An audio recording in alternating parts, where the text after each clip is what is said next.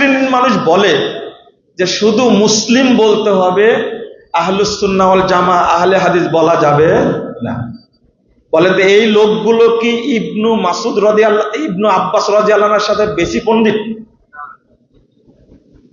ইবনু আব্বাস রাদিয়াল্লাহু আনহু বলছেন, যারা আহলুস সুন্নাহ ওয়াল জামাআহ, আহলুস সুন্নাহ এক হাদিসে আসছে, আর জামা এক হাদিসে আসছে। আহলুস সুন্নাহ ওয়াল জামা মুহাম্মদুর রাসূলুল্লাহ সাল্লাল্লাহু আলাইহি ওয়াসাল্লাম বলে গেছেন, সাহাবীরা বলছেন, মুসলিমরা অনেক থাকবে কিন্তু আহলুল হাদিস সবাই হবে না, আসহাবুল হাদিস সবাই হবে না।